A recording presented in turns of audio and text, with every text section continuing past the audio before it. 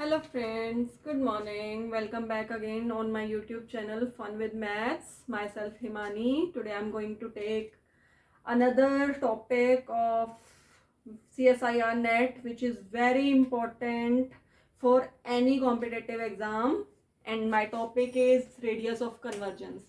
आज मैंने different competitive exams में से different problem radius of convergence की ली है और आपको सॉल्व करने का मेथड बताऊंगी कैसे उनको सॉल्व करते हैं.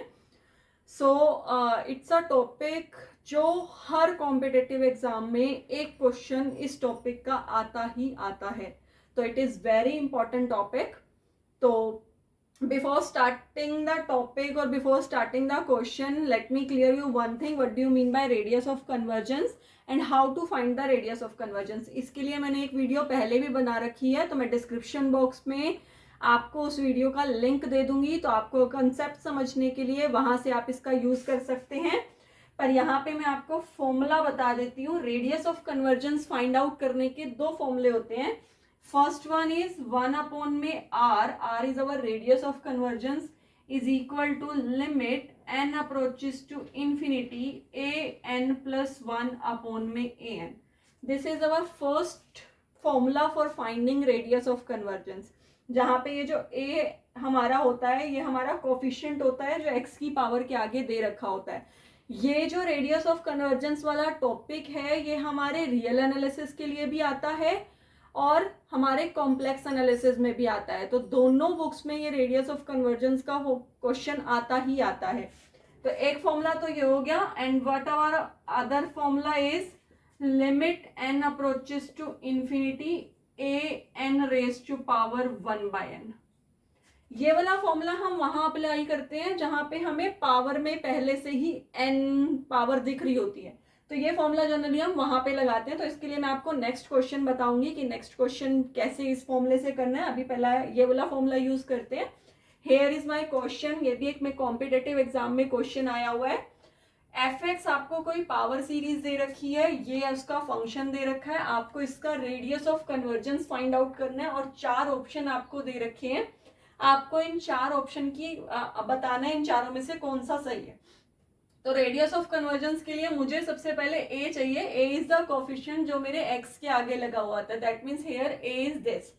तो यहाँ से जब हम अपना an लेंगे, हम इसका सॉल्यूशन जब करेंगे, यहाँ पे जब मेरा an आएगा वो है मेरे को log n दे रखा है. अगर मैं यहाँ से an+1 बनाऊंगी तो ये log n+1 बन जाएगा. और मैं अपना ये वाला फॉर्मूला यूज करके अपना रेडियस ऑफ कन्वर्जेंस जब निकालूंगी, limit n approaches to infinity log n+1 upon में log n. अब यहाँ पे मेरी इंफिनिटी अपॉन इंफिनिटी वैल्यू आएगी जब मैं यहाँ पे n को इंफिनिटी रखूंगी, which is our indeterminate form. और इनडिटर्मिनेंट फॉर्म को सॉल्व करने के लिए हम एल हॉपिटल रूल लगाते हैं. तो यहाँ पे ये बन जाएगा limit n approaches to infinity. यहाँ पे एल हॉपिटल रूल लगाएंगे तो न्यूमरेटर का डेरिवेटिव अपॉन में डिनोमिनेटर का डेरिवेटिव 1 में n+1 अपॉन में 1/n. ये n जो है वो रिवर्स होके ऊपर चला जाएगा. ये टर्म बन जाएगी limit n approaches to infinity n upon में n+1.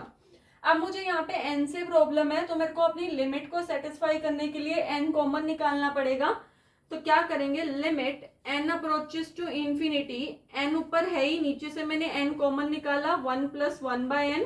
ये n से n कैंसिल. तो अब जब अपनी लिमिट अप्लाई करेंगे तो आंसर आ जाएगा 1. दैट मीन्स यहाँ पे मेरे रेडियस ऑफ कन्वर्जेंस की वैल्यू आ रही है 1, which is our second option. तो इस क्वेश्चन का जो आंसर है वो सेकेंड क्वेश्चन है. बी पार्ट बिल्कुल सही आंसर है. आई होप आपको क्लियर आ गया होगा.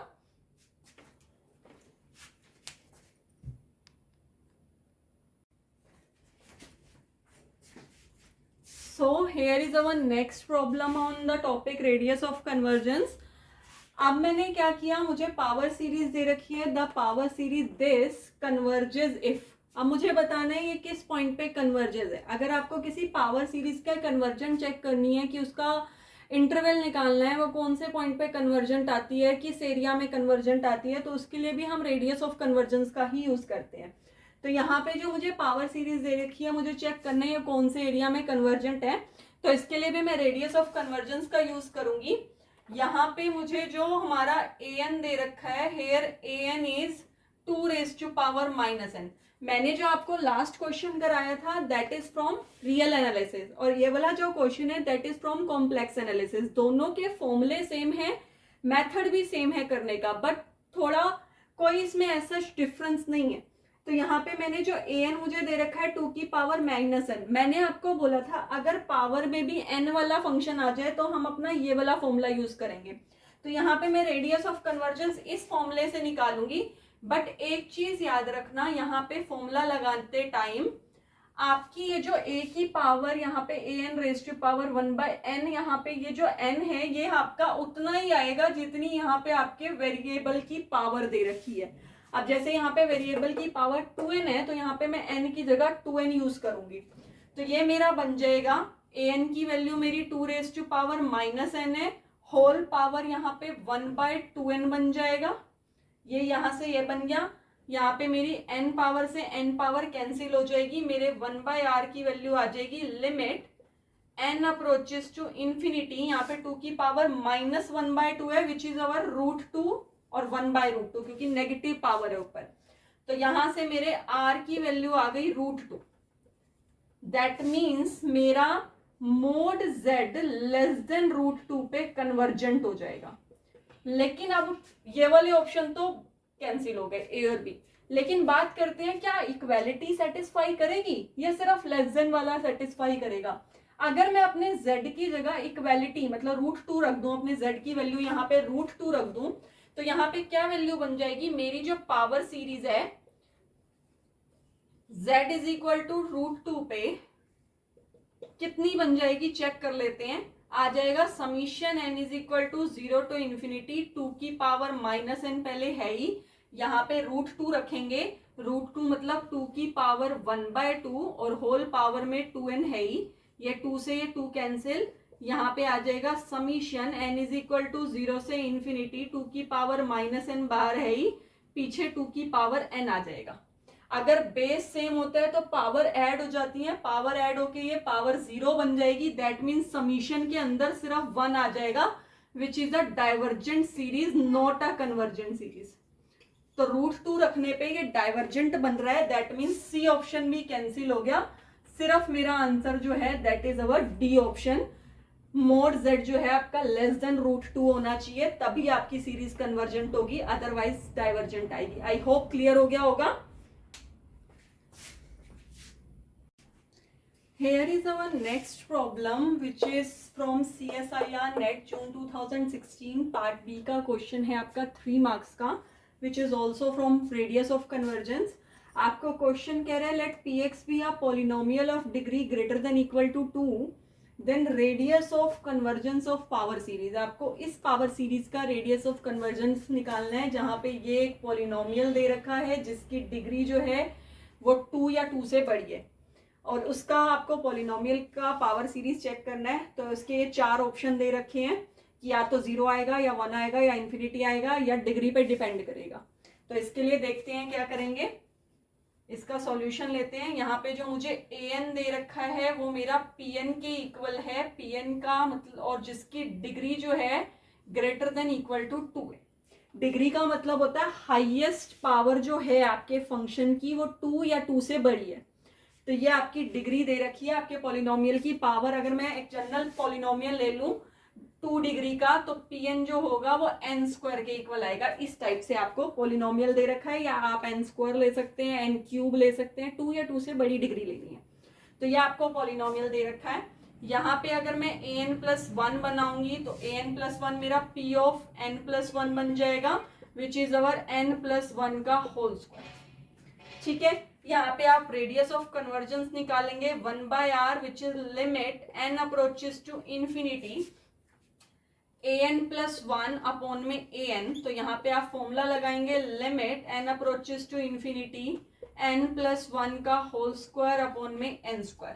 अब जरूरी नहीं है आपको स्क्वायर वाली टर्म लेनी है, आप क्यूब ले लीजिए, 4 पावर ले लीजिए, 5 पावर ले लीजिए, बट ये ध्यान रखिएगा ऑब्वियसली ये डिग्री है तो आपके पॉलिनोमियल पे ओवरऑल कोई फर्क नहीं पड़ेगा weather you are putting n+1 या whether you are putting n। आपकी डिग्री वही की वही रहेगी जो आपके ओरिजिनल पॉलिनोमियल की है। तो यहाँ पे जब आप पुट करेंगे limit n approaches to infinity मैं ऊपर से एन स्क्वायर कॉमन निकाल रही हूँ, 1 + 1/n का होल स्क्वायर, अपॉन में भी एन स्क्वायर है, एन स्क्वायर से एन स्क्वायर कैंसिल, तो लिमिट लगाने के बाद मेरा आंसर आ जाएगा 1। दैट मीन्स मेरी रेडियस ऑफ कन्वर्जेंस जो आ रही है वो 1 आ रही है, मेरा बी ऑप्शन सही है। आप किसी भी पॉलिनोमियल के लिए चेक कर सकते हैं 2 या 2 से बड़ी डिग्री लेके, क्योंकि ओवरऑल आपकी डिग्री पे आपके एन का कोई इफेक्ट नहीं पड़ने वाला, डिग्री सेम रहेगी। तो ये आपके कुछ क्वेश्चंस थे, मैंने आपको डिफरेंट टाइप के रेडियस ऑफ कन्वर्जेंस के क्वेश्चंस कराए अलग अलग कॉम्पिटिटिव एग्जाम्स में से लेके। आई होप आपको क्लियर हो गए होंगे। और मैं डिस्क्रिप्शन बॉक्स में अपनी रेडियस ऑफ कन्वर्जेंस के टॉपिक का जो कंप्लीट मैंने ब्रीफ पहले दिया हुआ है उसकी वीडियो शेयर कर रही हूँ, वीडियो लिंक दे रही हूँ। अगर आपको कॉन्सेप्ट में कोई भी डाउट है तो आप मेरा वो वीडियो देख सकते हैं। और अगर आपको अभी भी किसी क्वेश्चन में कोई डाउट आता है तो आप मुझे कमेंट बॉक्स में बता सकते हैं। Please stay connected with me and subscribe my channel fun with maths. Thank you.